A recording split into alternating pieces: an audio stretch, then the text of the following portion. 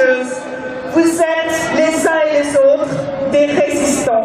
Alors certes, incompris d'une part de la société française, pour celle qui ne veut pas aller au fond de son cœur et de sa pensée pour réfléchir un peu, pour ceux qui se laissent embobiner dans des arguments fallacieux et dans des mots détournés de leur sens. Mais vous l'avez compris, vous le comprenez, et en plus, vous avez le courage de venir, de marcher, de chanter. Vous êtes extraordinaire et vous serez un moteur, un tournant de l'histoire, et l'histoire dans les générations à venir parlera encore de vous pendant très longtemps. Et j'appelle les conseillers d'État, eux aussi, à rentrer dans l'histoire avec encore une fois courage, liberté, fraternité. Maman, pourquoi j'ai pris des... Maman, pourquoi ils prennent le bébé? Maman, pourquoi j'ai pris des...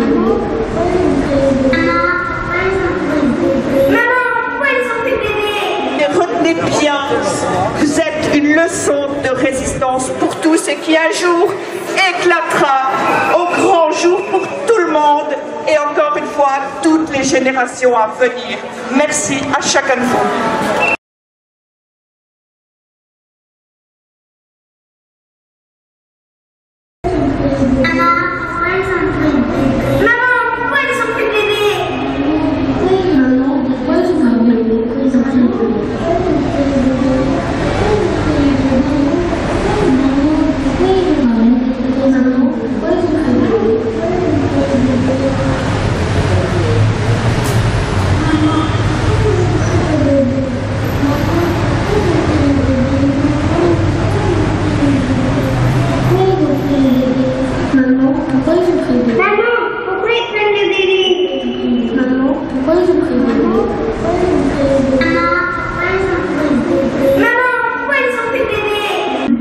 Et que malgré l'heure qui ne convient à personne, ni aux parents, ni aux étudiants, ni aux gens qui travaillent, vous êtes nombreux et vous êtes venus sous la pluie, dans le froid, pour délivrer votre message au Conseil d'État. Alors moi je vais vous raconter une petite histoire d'actualité qui s'est passée il y a quelques jours et qui est l'une des raisons pour laquelle on se mobilise aujourd'hui. Il y a une semaine exactement, nous apprenions qu'une agence américaine de promotion de la gestation pour autrui avait prévu de venir pour quelques jours à Paris pour faire la promotion de leur catalogue en plein 14e arrondissement. Donc, face à l'impuissance des pouvoirs publics, nous avons décidé nous-mêmes de nous mobiliser pour faire interdire ce passage de cette agence. Et donc nous avons déclaré 8 manifestations devant l'hôtel en question pour dénoncer les pratiques et dénoncer aussi la complicité de certaines chaînes d'hôtels qui accueillaient ces agences à Paris. Nous avons également prévenu les différentes directions des établissements hôteliers de Paris que nous manifesterions devant tous les hôtels qui faisaient ce genre de pratique, suite à quoi les différents hôtels concernés ont non seulement annulé la présence de ces agences, et ont également déposé plainte contre l'agence. C'est également... Et c'est la bonne nouvelle de la journée, c'est également ce que la Manif pour tous a fait, puisque personne s'en occupe, il faut bien que la Manif pour tous veille et défende les utérus de nos concitoyennes. Et donc, je passe la parole à maître Adeline de Gouvelot, qui a déposé la plainte en notre nom et qui va vous expliquer ce qui va se passer maintenant. Je la remercie infiniment pour sa réactivité et pour avoir déposé cette plainte. Alors, vous savez que la GPA est interdite en France, mais est également interdite l'entremise, c'est-à-dire le fait de s'entremettre entre des personnes qui veulent avoir un enfant et une mère qui accepte de porter cet enfant et de le leur remettre après. C'est interdit par le droit pénal français, mais des agences étrangères, pensant sans doute qu'elles sont au-dessus des lois françaises lorsqu'elles viennent sur le territoire français, mène néanmoins cette activité.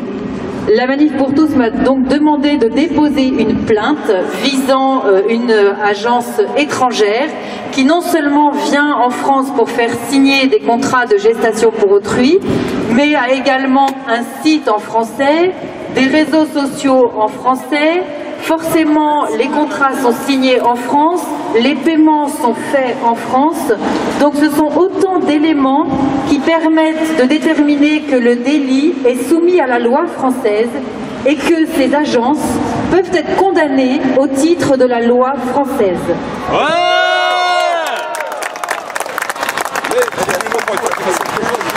Alors maintenant, qu'est-ce qui va se passer? La plainte a été déposée hier et maintenant le procureur décidera ou pas de poursuivre au regard des faits.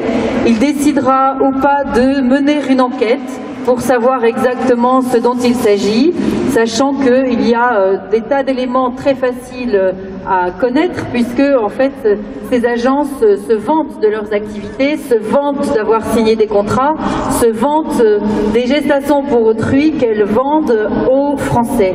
Donc il n'y a pas trop de difficultés à savoir que le délit est effectivement constitué. Il y a quelque chose d'assez étrange qui se passe en ce moment, comme deux courants contradictoires, qui est que le gouvernement avance toujours dans un sens contraire à celui des valeurs de la France, et que, parallèlement à cela, les Français se lèvent, qui veillent aux intérêts, à la grandeur et au rayonnement international de notre pays par le fait qu'il sera le fer de lance de l'interdiction universelle de la GPA.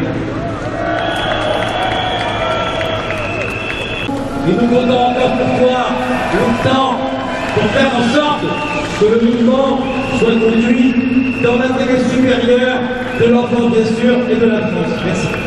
Et puis je vous invite pour partir à passer toquer à la porte du Conseil d'État. Très respectueusement, très démocratiquement, nous espérons, nous comptons sur les conseillers d'État pour faire preuve de courage et de liberté.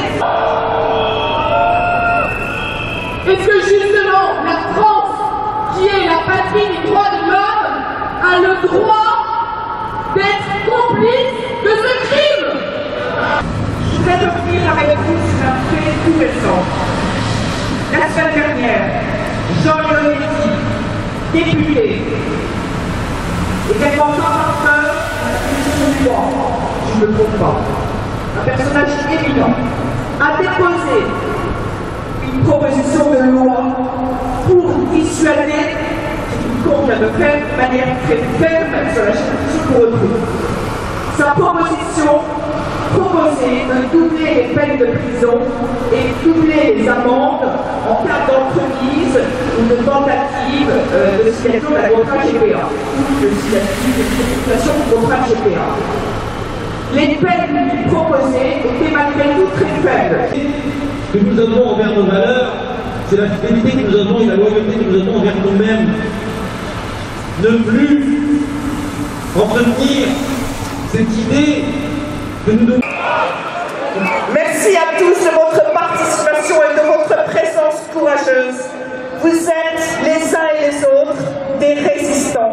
Alors certes, incompris d'une part de la société française, pour celle qui ne veut pas aller au fond de son cœur et de sa pensée pour réfléchir un peu, pour ceux qui se laissent embobiner dans des arguments fallacieux et dans des mots détournés de leur sens. Mais vous l'avez compris, vous le comprenez, et en plus, vous avez le courage de venir, de marcher, de chanter. Vous êtes extraordinaire et vous serez un moteur, un tournant de l'histoire, et l'histoire dans les générations à venir parlera encore de vous pendant très longtemps. Et j'appelle les conseillers d'État, eux aussi, à rentrer dans l'histoire avec encore une fois courage, liberté, fraternité.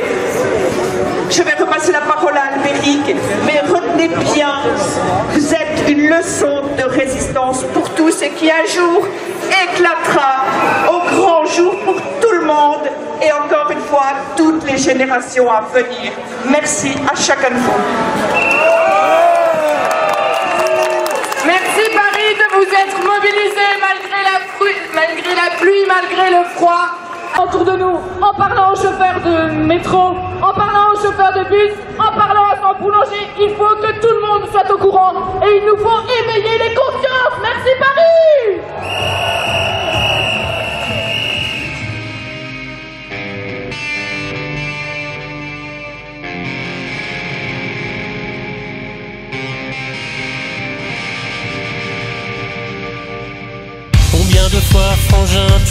tendu la main.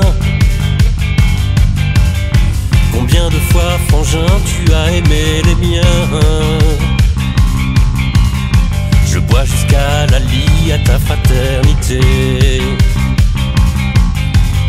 Si tu savais, frangin, comme je t'aime aussi, je voudrais être là tout simplement pour toi, en anticipation quand tu demanderas. Tu es de ceux par qui je vois de la lumière autour de moi.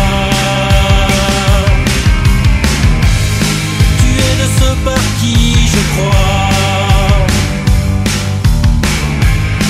à la lumière au fond de moi.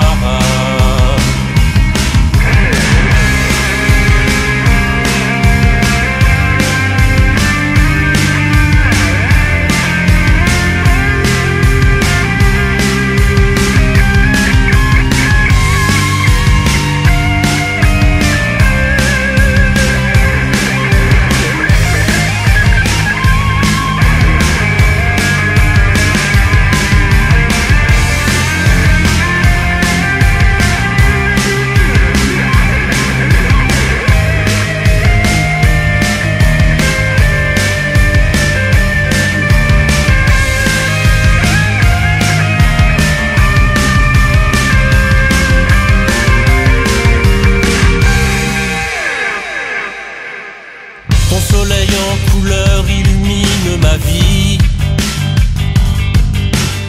Laisse-moi puiser la force à travers ton esprit pour pouvoir célébrer le mot fraternité. À toi aussi, frangine, oui, femme de ma vie, je souhaite le meilleur et la sérénité. À travers ce baiser très en particulier,